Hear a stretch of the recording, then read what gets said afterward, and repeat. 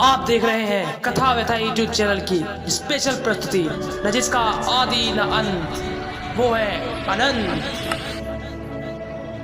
धार्मिक चर्चाओं का अनोखा संगम। नमस्कार।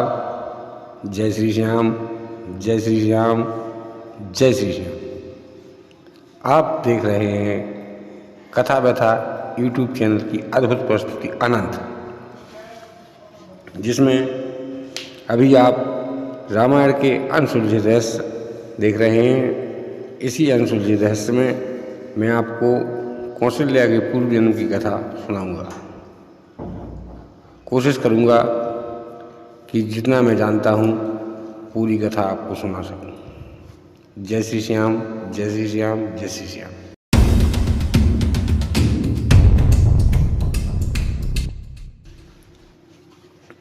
ब्रह्मा ने पहले सृष्टि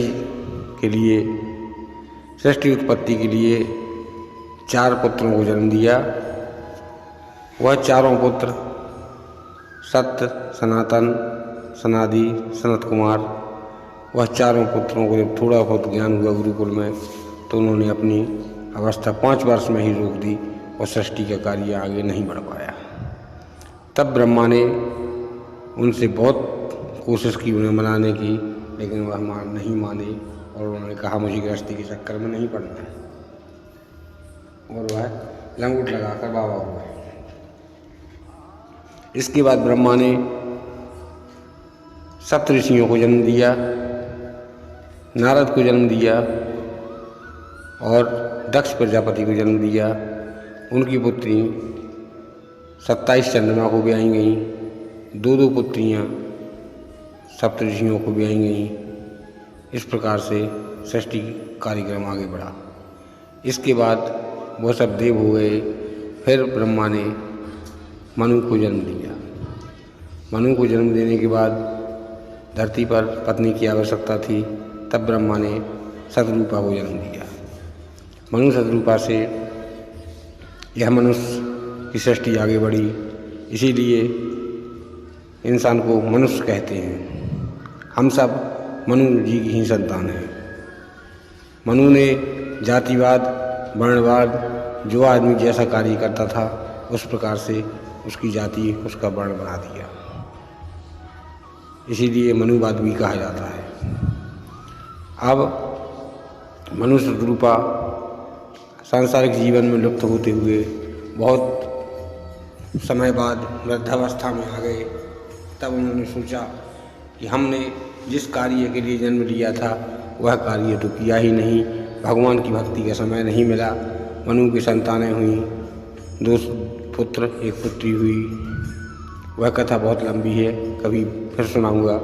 इसके बाद मनु शतरूपा दोनों लोग नेमसारण क्षेत्र में पहुँचे।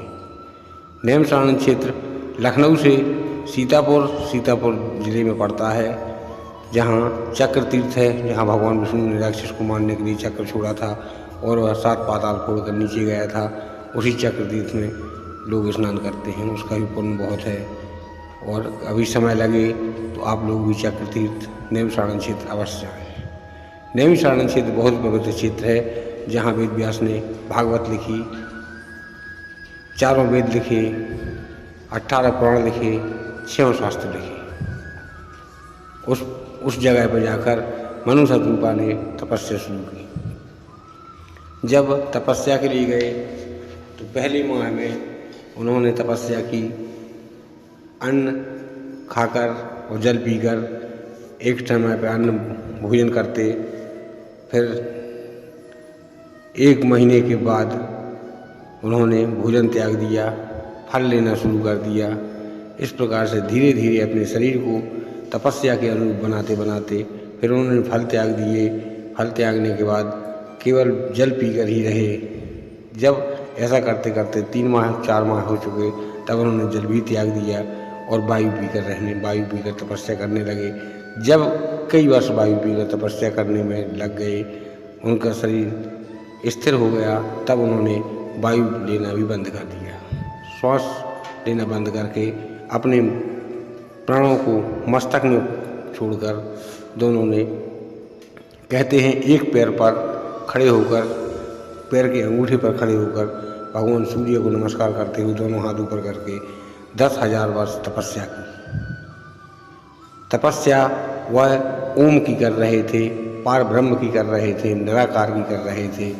इस पर ब्रह्मा, विष्णु, महेश कई बार उनके पास गए और कहा, स्वयंभू मनु तुम मुझसे वरदान मांग लो। गोसाई जी लिखते हैं, विधि हरि हर आए बहुबारा, लगे उठावन टरे न टारा।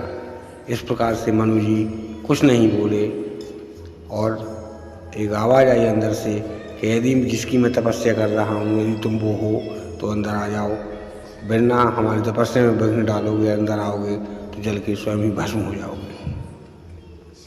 इस पर कई बार जब तीनों लोग गए, ब्रह्मा विष्णु महेश, उन्होंने मना कर दिया।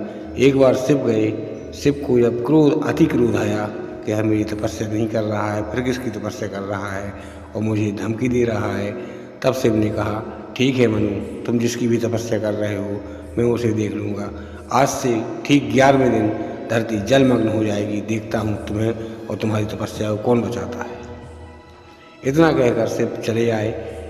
तब ही उसी समय शिव के आने के बाद आकाशवाणी हुई, हे मनु शत्रुपा उठो, हम तुम्हारी तपस्या से प्रसन्न हैं। जब यह बात मनु शत्रुपा के कानों में पड़ी तब वह तरुण अवस्था में आ गए। जिस प्रकार से तरुण अवस्था 16-17 साल की होती है, उस अवस्था में आ गए। जब पार ब्रह्म की वाणी उनके कानों में पड़ी तब पार ब्रह्म का निराकार का कोई रूप नहीं है।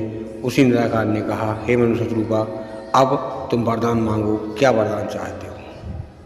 तब महाराज मनु ने कहा कि हे पार ब्रह्म, हे विधाता, हे सर्वज्ञ, आप यदि मेरी तपस्या से प्रसन्न हैं तो मुझे वरदान दीजिए कि मैं आपके जैसा पुत्र चाहता हूँ और जब तक आप मेरे सामने रहें मैं जिंदा रहूँ, और जिस दिन आप मुझे छोड़कर चले जाएंगे उस दिन मेरी मृत्यु हो जाए।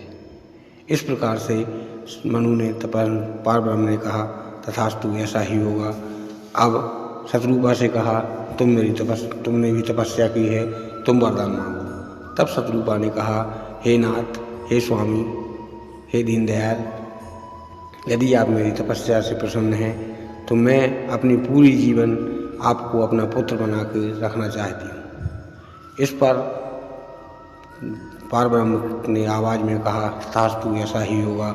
इतना कहकर पार ब्रह्म ने कहा, हे स्वयं हे मनु उठो, तुम अपने घर जाओ, घर जाकर एक नाव तैयार करो। नाव में सारे जीव जंतु, पेड़ पौधे, पक्षी, चराचर के जितने भी बीज हैं सब बीज उस नाव में इकट्ठा रखो और आपको ये 11वें शिव की जिस दिन प्रलय होगा उस दिन काम में आएंगे। इस प्रकार से मनु अपने राज्य में लौटते हैं। राज्य में सभी लोगों से ऐलान करवाते हैं कि जितने भी चराचर में जीव जंतु हैं सबके एक जोड़ा लाओ। सबके जोड़े लाए जाते हैं। पेड़ों के बीज मंगाए जाते हैं। जिन पेड़ों के बीज नहीं मिलते उनकी बेल लाई जाती है। इसी प्रकार से कई पौधे ऐसे होते हैं जिनमें बीज नहीं आता, बेल से ही काम चलता है और बेल से ही पौधा लग जाता है। इस प्रकार से संभव उन्होंने सब कुछ रखा। नवें जब शिव का 11वां दिन आया, उस 11वें दिन से 2 दिन पहले स्वयं मनु जा रहे थे। उस समय पर एक पोखर में एक मछली दिखाई दी और उस मछली ने कहा, हे महाराज मनु, मेरा यहाँ दम घुट रहा है, आप मुझे अपने कमंडल में रख लो। तब मनु ने अपने कमंडल में रखा। थोड़ी देर बाद कमंडल में मछली बढ़ गई और कहा कि हे मनु, मेरा मन घबरा रहा है, तुम हमारे लिए किसी तालाब में डाल दो। मनु तालाब में डाला। तालाब में कुछ देर बाद आवाज़ आई कि मैं यहाँ पर बढ़ रही हूँ, मुझे निकाल के समुद्र में डाल दो। तब महाराज मनु ने उस मछली को समुद्र में डाला। जब समुद्र में डाला तो उस मछली का इतना वेग हो गया, इतना विशालकाय शरीर हो गया कि शरीर दिखाई ही नहीं देता था। तब मनु शत्रुपा उस मछली के सामने नतमस्तक हुए और कहा, हे देव, आप कोई देव हैं? क्योंकि दानव तो मेरे साथ छल कर नहीं सकता, क्योंकि मैंने उसके दर्शन किए हैं जिसके दर्शन किसी को होना असंभव है। मैं ये जानता हूँ कि दानव मेरे साथ छल नहीं कर सकता है, आप कौन है, अपने वास्तविक रूप में आए। तब पारब्रह्म की आवाज़ आई कि हे मनु, विष्णु को ही हम पारब्रह्म मानो और मैं अब तुम्हारी हर बार मदद करने नहीं आऊँगा, तुम्हारी हर बार मदद करने के लिए विष्णु आएंगे। उनके मुखारबिंद से निकला हुआ शब्द ही हमारा शब्द होगा। अब तुम उस नाव को ले आओ और मेरे नख से बांधो और मनु शत्रुपा दोनों तुम इसमें सवार हो जाओ, क्योंकि सुबह सूर्य निकलते ही धरती जलमग्न हो जाएगी। मनु शत्रुपा रात में ही उस नाव में बैठ जाते हैं, नाव में लाते हैं, नाव को रखते हैं और नाव में बैठने के बाद सुबह जैसी होती है सारी धरती, समुद्र का पानी इतनी वेग से बढ़ता है कि पूरी धरती जलमग्न हो जाती है। मनु शत्रुपा उस नाव में रहते हैं। 11 दिन तक धरती जलमग्न रहती है। 11 दिन के बाद धरती जलमग्न होना बंद हो जाती है, पानी अपने यथास्थान पहुंच जाता है समुद्र में। तब मनु शत्रुपा उस मछली से पूछते हैं कि अब क्या किया जाए। तब वह मछली कहती है कि इस नाव को मेरे नख से खींचो, और वही भगवान विष्णु का दूसरा अवतार मत्स्य अवतार होता है। इसके बाद मनु जी नाव को खींचते हैं। नाव इतनी हल्की खिंचती है कि जिस प्रकार से आप कागज़ की नाव बच्चों को खेलते देखते हैं, इसी प्रकार से वह नाव खिंचती जाती है। मनु जी नाव को खींचते हैं। शत्रुपा जगह जगह पे पक्षियों को छोड़ देती हैं, बीजों को डाल देती हैं, और पूरी धरती पर, पूरी सृष्टि में उन्हीं की जो फैलाए हुए बीज होते हैं। कई बीज ऐसे होते हैं जो हिमालय में पाए जाते हैं, अपने यहाँ नहीं पाए जाते हैं, या आपके यहाँ नहीं पाए जाते हैं। कुछ ऐसे होते हैं जो केरल में पाए जाते हैं, यहाँ नहीं पाए जाते हैं। इसी प्रकार से जहाँ जो बीज पड़ गया तो वो बीज वहीं का हो गया। ये तो हुई मनु शत्रुपा की। इसके बाद जो पारब्रह्म ने उन्हें वरदान दिया था, अब सुनिए उस वरदान का क्या हुआ। वही महाराज दशरथ हुए और शत्रुपा कौशल्या हुई, जिनके यहाँ भगवान मर्यादा दशरथ राम का जन्म हुआ, जिनकी माँ कौशल्या कहलाई और उनके पिता महाराज जनक कहलाए। इसी एक कथा सा आप सभी लोग जानते होंगे, और इस प्रकार से महाराज दशरथ और कौशल्या की पूर्व जन्म की कथा है।